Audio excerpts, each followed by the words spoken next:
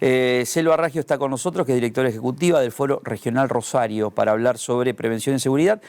Bueno, que van a hacer una movilización, una movida, digamos, bastante importante el próximo 11 de junio, 18:30. Y está en contacto con nosotros. Selva, ¿cómo estás? Rodrigo Villarreal, Sergio Ferreira, desde ATP. ¿Cómo andás? Hola, ¿cómo están? Gracias. Es ¿Cómo estás, lindo, Rodrigo? es lindo, Muy bien. interesante, muy importante poder hablar con vos, porque tenés una facilidad de interpretar estos problemas que habitualmente siempre aparecen qué sé yo, abogados penalistas, juristas, para hablar sobre, o expertos en seguridad para darte recetas de cómo abordar el tema Rosario con el narco, pero vos lo hablás de una forma muy poco convencional, o sea, si tenés que ponerle un título, llamás la atención. Por eso es importante esto de las comparaciones que se ha dado siempre, digamos, con Rosario. Y para mí se ha estigmatizado mucho a Rosario, pero vos la vivís de adentro. Yo no puedo estar diciéndolo, digamos, a 160 kilómetros de Rosario, qué es lo que sufre un rosarino. Contame qué es lo que se va a hacer a partir de ahora con esta vinculación con Colombia. Bueno, te cuento, nosotros hace ya un par de años que hemos no dejado, hemos dividido nuestro centro de nuestros ejes de trabajo en lo que antes era solamente la seguridad, digo, vos algo mencionaste, cuando seguimos profundizando y nos encontramos con este punto que es, como yo suelo decir, es ex ante de la seguridad. La seguridad es como el último ratio de atención, como Sí. también en general lo es la justicia. Son los últimos momentos de las situaciones en la sociedad y hasta a veces de las personas, ¿no? Llegamos a esa instancia donde ya no queda mucho por hacer, que es, bueno, o encerrar tras las rejas, dictar una sentencia condenatoria y demás. Entendimos que había mucho trabajo que ya se venía haciendo y que en ciudades que hoy están tomadas como ejemplo de haber evolucionado en estas cuestiones, no ser la panacea de la inseguridad, claramente, sino haber salido de situaciones de inseguridad rabiosas, como vos bien mencionaste, Medellín, digo que nunca nosotros nos acercamos a sus índices de homicidios en sus peores momentos, pero bueno, con esos índices de homicidio que llegaron a cifras espeluznantes, tal y cual El Salvador, digo, ¿no? Que nosotros ni cerquita en la ciudad de Rosario, pero han salido de eso y han bajado a los números que hoy nosotros tenemos en la ciudad de Rosario, con la prevención de la seguridad. La prevención, yo suelo decir que son todas las otras áreas del Estado que no es la de seguridad, la del Ministerio de Seguridad, todas las otras áreas trabajando antes de que lleguemos al área de seguridad. Entonces, nosotros formamos parte desde hace 2 años de una organización internacional que se llama Peace in Our City, y es que es la hora de las ciudades en paz. Y esta hora de las ciudades en paz se traduce en organizaciones de la sociedad civil de determinadas ciudades de todo el mundo, también alcaldías, como ellos les llaman, intendencias, gobiernos locales, de estas ciudades donde compartimos cuáles son las experiencias, dispositivos, vínculos en prevención, es decir, que tienen que ver con la inclusión social, que tienen que ver con la prevención de adicciones, que tienen que ver con experiencias, dispositivos en prevención de violencia, que son antes, como digo, ¿no? Tenemos que ir al núcleo de esta cuestión antes de que se nos vaya de las manos. Y hay mucho que se nos está yendo de las manos. A ver, ¿qué podés comparar Colombia con Rosario, por ejemplo? Teniendo en cuenta qué particularidades tienen. Comparar. Porque, a ver, el periodo de mayor agudeza o de gravedad, por ejemplo, institucional, vinculada al narco en ciudades como Medellín fue en el fin de los 80, ¿no? Principio del 90.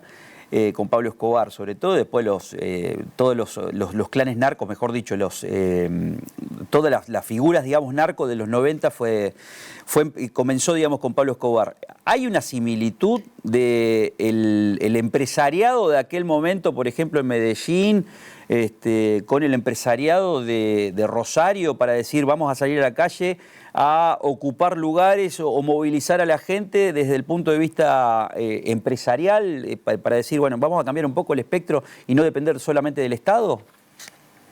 Bueno, no, yo no podría decir lo que es en Rosario como una acción específica. Sí sé y sí me consta que los empresarios de la ciudad de Rosario están empezando a conversar con estos temas, ¿sí? Que es diferente a tomar acción de manera directa. Interesante eso. ¿Perdón? Es interesante eso, interesante. O sea, porque, claro, están empezando a conversar. Digo, no, esto es como cuando uno trabaja su propio interior, ¿no? Primero hay que observar, hay que ver qué ve y después uno ya diseña acciones para transformar eso. Estamos en ese momento en el que el sector empresario tiene un montón de cosas que hacer, en este país no da respiro, pero bueno, los países de Latinoamérica que viven la misma realidad que nosotros y han vivido y continúan viviendo situaciones de inseguridad extremas y mucho peores que las de la ciudad de Rosario, también tienen las mismas problemáticas, porque las mismas problemáticas son transversales y las mismas problemáticas, en definitiva, y en muchos de los casos son las que nos llevan a las problemáticas de inseguridad. Digo, son estas condiciones, vos decís, ¿qué similitud ves en la Medellín? Y digo, la Medellín de ahora, la Latinoamérica y el Caribe, lastimosamente, como podríamos comparar algunas ciudades seguramente de África y demás, que nosotros tenemos problemas grandes, como dije antes, en todas las otras áreas del Estado. O sea, tenemos problemas en educación. Claro, tenemos problemas en todo lo que es acceso a condiciones dignas de vida, tenemos problemas laborales, tenemos muchos problemas de adicciones. El mundo entero, y esto sí es hipertransversal a cualquier espacio del planeta, está teniendo una elevación de los niveles de consumo tremendas de todo tipo de sustancias.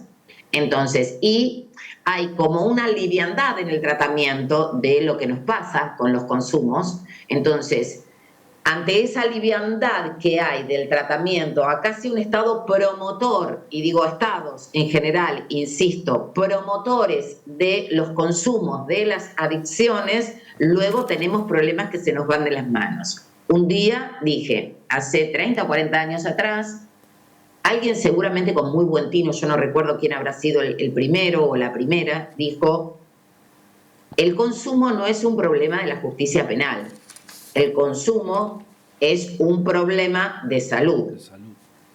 Pero claro, no abordamos el problema de salud, nos quedamos con, bueno, la justicia penal no va a hacer más nada con esto. Está bien, que en algún punto en aquella época era un regulador. Pero bueno, sacamos ese regulador que por miedo, por lo que sea, funcionaba en determinada medida y no hicimos nada. Era como haber descubierto una enfermedad, porque si esto es un problema de salud, acaba siendo algo parecido a algo que hay que atender en la salud o en algún punto se convierte en una enfermedad, pero no trabajamos en nada para hacer con eso. Si es como haber descubierto la diabetes y nunca haber creado una pastilla para bajar la diabetes cuando sube a niveles muy altos. O la insulina, ¿no? Entonces, estas problemáticas nosotros las estamos arrastrando desde hace mucho tiempo, sobre todo en los países con menores recursos, y luego desembocan en un problema que estalla y estalla transversalmente. Es decir, al sector empresario también le impacta esto. Yo digo que a veces por solidaridad es genial que hagas las cosas, y a veces si no sos solidario porque entendés que no sos vos el que te tenés que hacer cargo o de esta situación, que tiene que haber un Estado que haga esto, si ese Estado no está del todo, ni siquiera digo presente, digo alineado con lo que vos crees que es necesario, hacelo por estrategia. Entonces, si hoy tenés niveles de ausentismo porque a tu empleado cuando sale para ir a tu casa le dan un palo en la cabeza para afanarle la bicicleta, tenés niveles de ausentismo porque tenés altos consumos de drogas entre el sector que trabaja con vos, tenés problemas de sostener empleados porque tienen conflictos callejeros todo el tiempo, tenés que elevar tus niveles de seguridad en tu empresa. Entonces, digo, cuando todas estas cuestiones las pones arriba de la mesa, decís, yo acá estoy acarreando un costo que la verdad sería a lo mejor mucho más fácil que me comprometa en cuestiones ligadas a la prevención de la seguridad que lo gaste luego en resolver problemas. Ahí yo te sumaría 3 ejes que son interesantes los que estaba hablando, porque estoy pensando mientras hablas y digo, para abordar el eje consumo-adicción, el eje seguridad y violencia, tienen muchas similitudes, digamos, por ahí Rosario es una ciudad violenta por esta cuestión de que no se le va de la mano con el tema de la seguridad, lo ha demostrado justamente en un corte sobre todo de los últimos 10 años, no sé si estás de acuerdo, Selva, pero armaría un tercer eje, digamos, temático para poder abordar que es el narcolavado. El narcolavado también, o sea, los empresarios me parece que podrían tomar mucha, o sea, como fuente a Medellín, por ejemplo, o Cali, cómo ha sido justamente el trabajo de el lavado de dinero, digamos, qué resortes han tenido para establecer algunas prevenciones ante el narcolavado, sobre todo, que no sé si te parece esto. Sí, por supuesto que sí. Nosotros, digo, es algo que también transmitimos a veces a las sectoriales empresarias cuando se las convoca en grandes reuniones de seguridad, sobre todo por los funcionarios, ¿no? Y entonces nosotros decimos, la verdad es que hay sectoriales empresarias aquí sentadas que no tienen ni idea de lo que hay que hacer con el tema de seguridad. Ahora, sí pueden hacer un gran aporte y es mirar para adentro de cada uno de su sector para mismos ofrecer herramientas, digo, y lo mismo con los colegios de abogados, de escribanos, de ciencias económicas. Ni que hablar esas instituciones, ¿no? Sí, por supuesto. Entonces coincido con vos, digo, pueden trabajar para el adentro, en vez de sentarse a debatir si más policía o menos policía, déjennos eso para las instituciones o los profesionales que algo sabemos en materia de seguridad, pero pónganse a trabajar en lo que pueden y en lo que deben, que es su propio sector. Entonces, si trabajás en el sector inmobiliario, fíjate que las inversiones sean inversiones claras, hacé todos los procedimientos que te marca la UIF. Fíjate que la UIF trabaje, que no te haga trabajar al cohete a vos, porque de eso también ocurre. Las cámaras y los empresarios hacen muchas veces el trabajo que es previo y después no hay resultados en las investigaciones.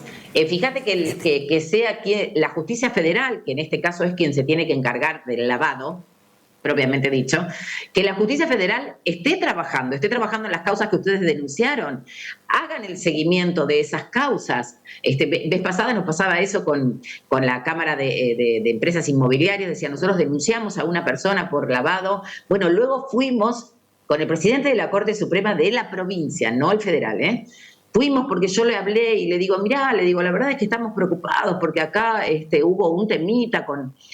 Bueno, Selva me dice... Pasaron 15 años desde que se imputó a esa persona en la justicia federal, era un corredor inmobiliario, cuando pide la matriculación, la Cámara de Empresas Inmobiliarias dice no lo vamos a matricular porque tiene una causa, pero claro, esa causa no había avanzado nunca en la justicia federal. Entonces, ¿qué dice el juez provincial? Esa persona no está condenada. No está juzgada.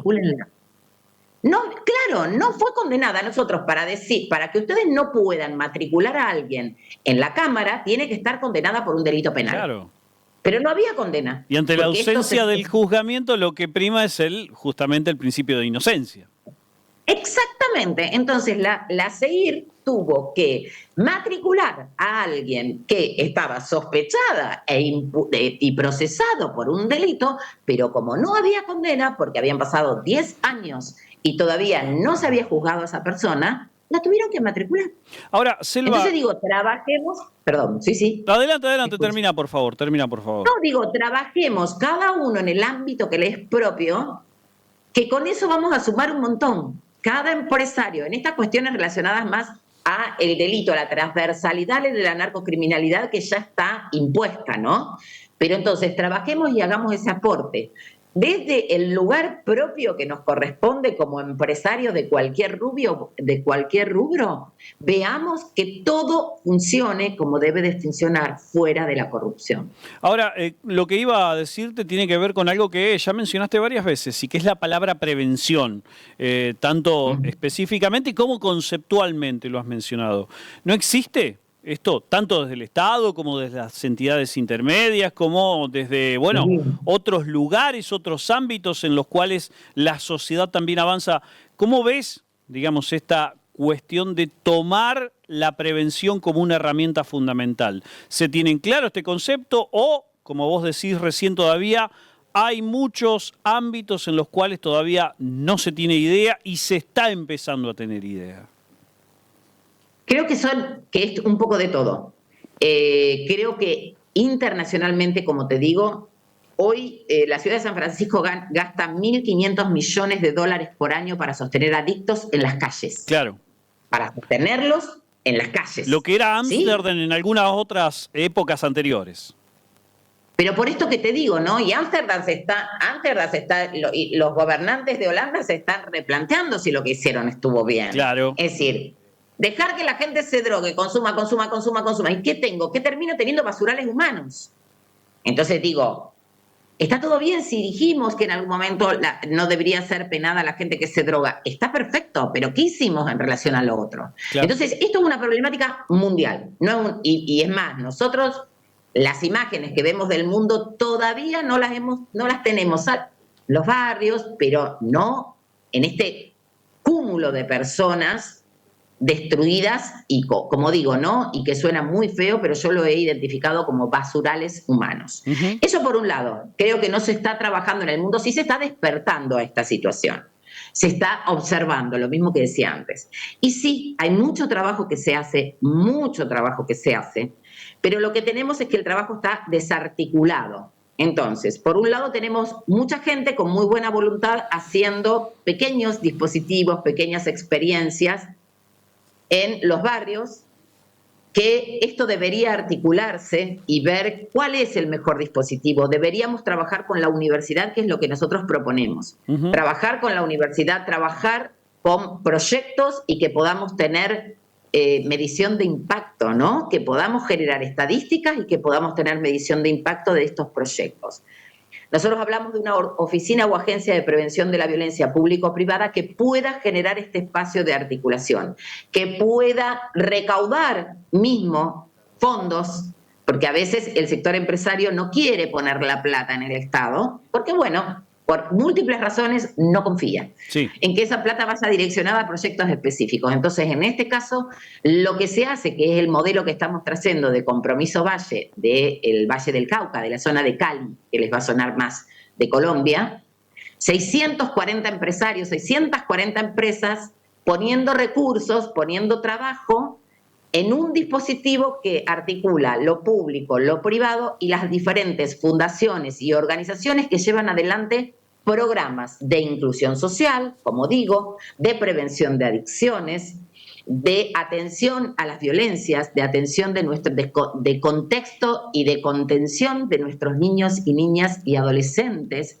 sobre todo en edades más, en lugares más vulnerables, sobre todo digo, ¿no? Porque todo esto también es muy transversal. Digo, sobre todo en espacios de mayor vulnerabilidad. Entonces, son todos estos proyectos, aunarlos, evaluarlos, ver cuáles son los que funcionan mejor, universalizarlos de alguna manera y gestionar los recursos y gestionar el impacto que estos proyectos tienen en la sociedad. Son de largo alcance, hay que poner mucha plata y a veces los gobernantes necesitan resultados más rápidos. Selva, por eso queremos hacerlo desde el sector privado. Muchísimas gracias por tu tiempo, Selva.